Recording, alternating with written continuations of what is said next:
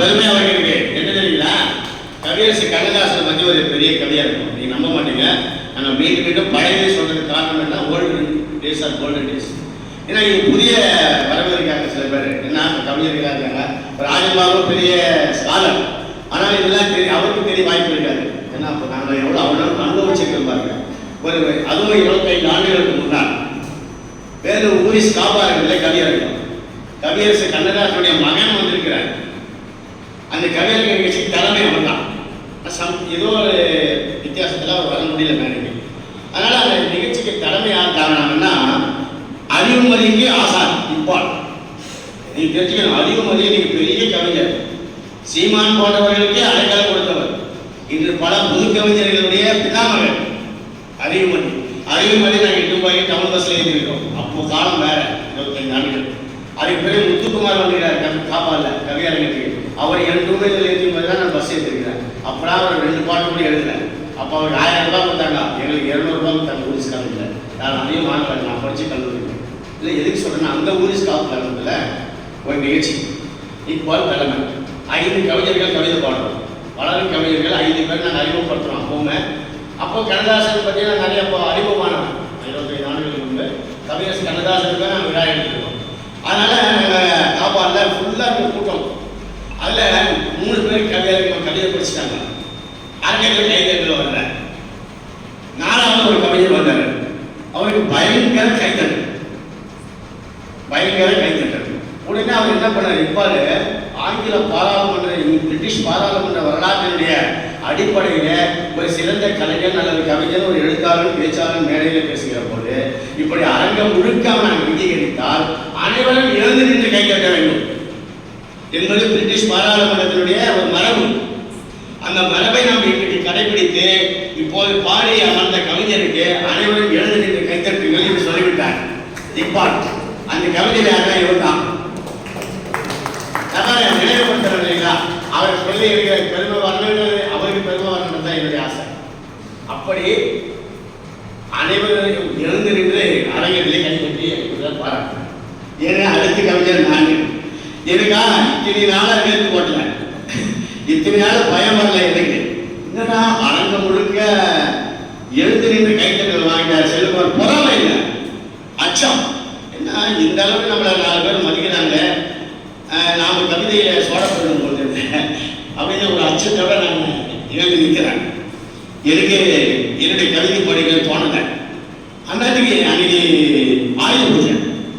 ஆயுத பூஜையில் தெருவெல்லாம் பூசணிக்காய் உடைக்கிறாங்க. பூசணிக்காய் உடைச்சா என்ன வருங்க, அது ரத்த மாதிரி குங்குமம் வச்சிருப்பாங்க, அதுக்கு அடுத்து காசு வச்சிருப்பாங்க. அந்த காசுலாம் ரோட்ல சிதறி இருக்கு. நான் அந்த ஞாபகம் வந்துச்சு, அந்த கவிதை வரிகளை சேர்த்து விட்டேன். இன்றைக்கும் பூசணிக்காய் உடைத்தா காசு கொடுக்குகின்ற கூட்டத்தில் தான் நானே ஒன்று ஆரம்பித்தேன். அப்படியே கவிதை படிச்சுக்கிட்டே கண்ணதாசன் கவிதை கூட கண் கலக்கிறோம். அப்படி கவியரசு கண்ணதாசன் கவிதை முடிகிற போது அவர் பார்த்து சொன்னேன், பாண்டிச்சேரியில் கடற்கரை போடுறோம். அந்த கடலோடு வந்து சேர்கின்ற நதிகளின் ஒரு நதியில் ஒன்று தென்னை மரத்தடியில் கயிற்று கட்டிலே எனக்கு பிடித்த காதலின் மடியிலே படுத்துக் கொண்டு கங்கைக்கரை தோட்டம் என்கிற அந்த அருமையான பாடல், கவியரசு பாடலை கேட்டுக்கொண்டு என் உயிர் பிரிய வேண்டும் என்று நான் அந்த மேடையில் சொன்னேன்.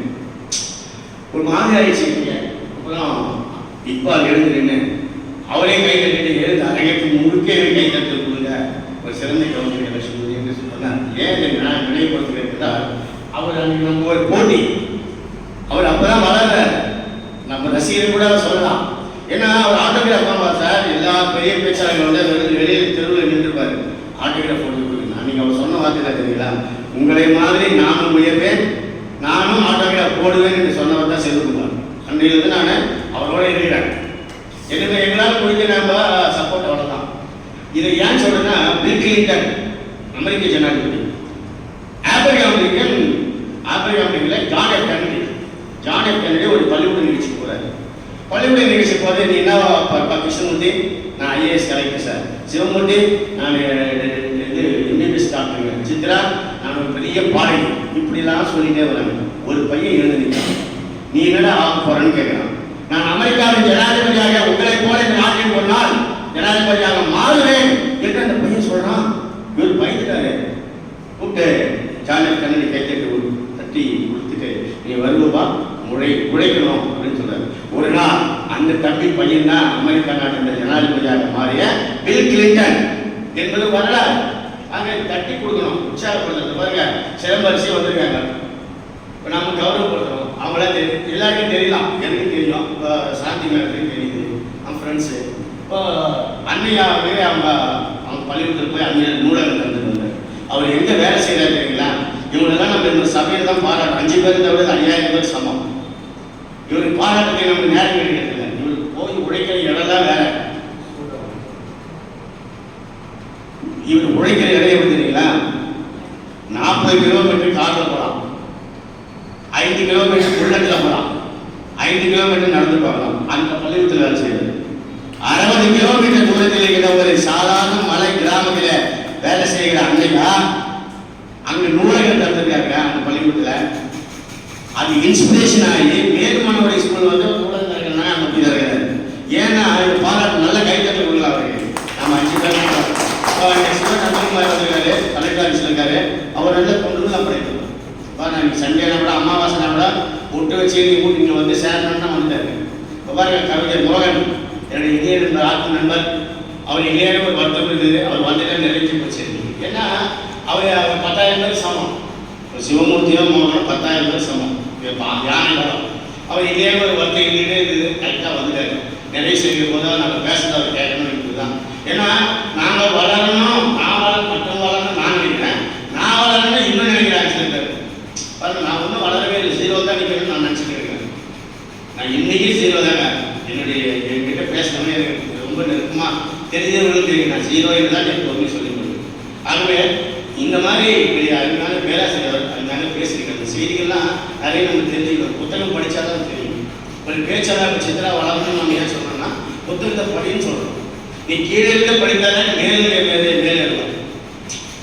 புத்தகத்தை புரிஞ்சு படித்தாதான் உன்னை அதை நிமித்தி விடும் என்பதெல்லாம் பழமொழி. நீங்கள் சொன்னால் இந்த பெட்ராட்டசன் நான் ரொம்ப ஆர்வமான ரசிகர் அவருக்கு. பெட்ராட்டசன் அது மட்டும் இல்லை, செல்வகுமார் சொல்ல மறந்துட்டார். அவர் புகழே நம்ம பாடணும். ஏன்னா புகழ் பாடுறது ஏதாவது ஐஸ் வச்சு காசு வாங்கிக்கிறாங்க. நீங்கள் தவறாக நினைச்சுக்கூடாது. ஐஸ் வைக்கிறார் அப்படின்னு இல்லை, நிஜத்துக்கு மட்டும்தான் ஐஸ் வைப்போம். என்ன அவர் பாராட்டலாம், அவர் என்ன அவரை நான் பாராட்டுறோம். லைப்ரரி ரவி நாங்கள் பாராட்டுறதுலாம் நல்ல பண்பாடு, ஒரு வளர்ச்சிக்கான ஒரு அறிகுறி. இதெல்லாம் இவர் சொல்லிட்டு வந்தார் அயோத்திதாச பாண்டியர்னு. ஒரு பைசா தமிழன் என்பது அவர் பேர் வச்சு பத்திரிகை. அதோட அவர் நிறுத்திட்டாரு. நான் அடுத்த வார்த்தை சொல்றேன். அந்த ஒரு பைசா தமிழன் என்ற தலைப்பில் PhD பட்டம் வாங்கினவர் இளம் வயதில். ஒரு பைசா தமிழன் என்ற பத்திரிகையில ஒரு 1000 பத்திரிகை வந்திருக்கீங்களா, அதெல்லாம் ஒன்று சேர்த்து ஒரு 6 வருஷம் படிச்சு PhD பட்டம் வாங்கினவர் சொல்ல பண்டிதர்.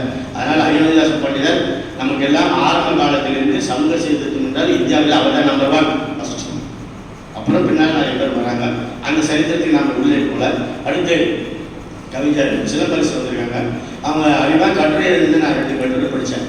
இவங்க தான் நம்ம உற்சாகப்படுத்தணும் நான் சொல்லியிருப்பேன். ஏன்னா இந்த மாதிரி ஒரு 5 மகளிர் கூப்பிட்டுருங்க, இன்னைக்கு ஒரு 4 பேர் கூப்பிட்டுருங்க.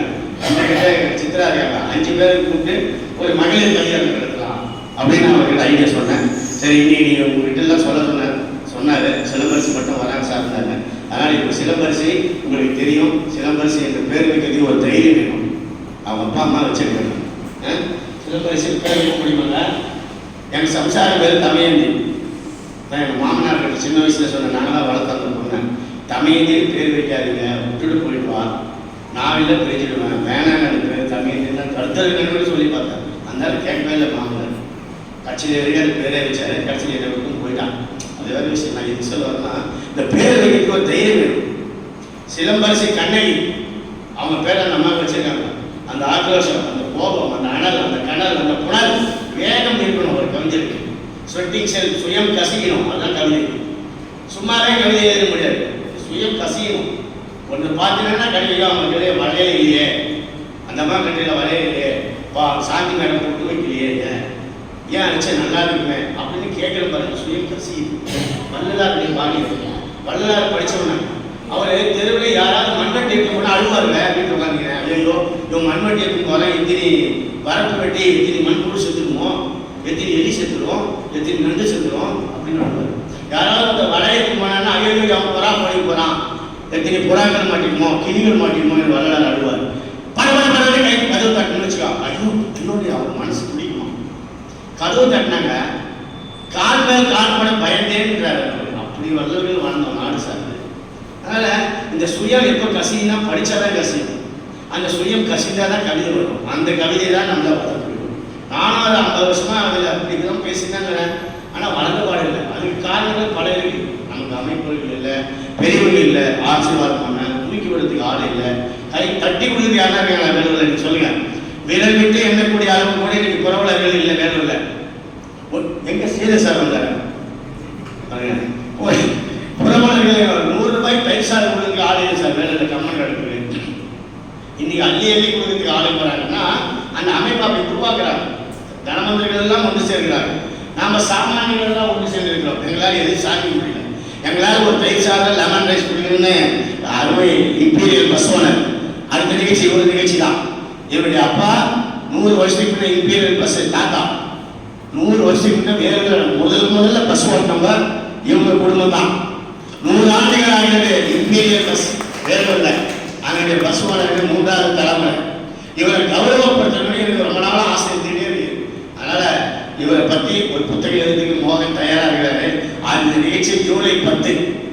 அது சிறியார்கள் நடத்துவாரா பெரியார்கள் நடத்துவாரான்ற நம்ம எல்லோரும் இருந்து வேறு வாசக வட்டத்தின் சார்பில் அந்த நிகழ்ச்சி நடத்த போகிறோம். இன்னைக்கு மத்திய உணவு சிறிய உணவு தான், சிற்றுண்டி மாதிரி சிறு விருந்து தான். அதனால் அவர் இன்னைக்கு கொடுக்குறாரு. அந்த உபயதாரர்கள் அப்படி வச்சுக்கலாம். ஏன்னா இந்த கோயில் நிகழ்ச்சிகள்லாம் இல்லைங்க ரொம்ப முக்கியங்க. உபயதாரர்கள்னா ஒரு விழா எடுபடவே எடுபடாது. இப்போ கோயில் நிகழ்ச்சி எப்படிங்க, பல பேர் கைத்து கொடுக்குறாங்க, பல பேர் ஒரு தேர் வடை பிடிச்சா தான் தேர் எடுக்க முடியும். அது மாதிரி ஒருத்தர் நிகழ்ச்சி பண்ணுறது முடியல.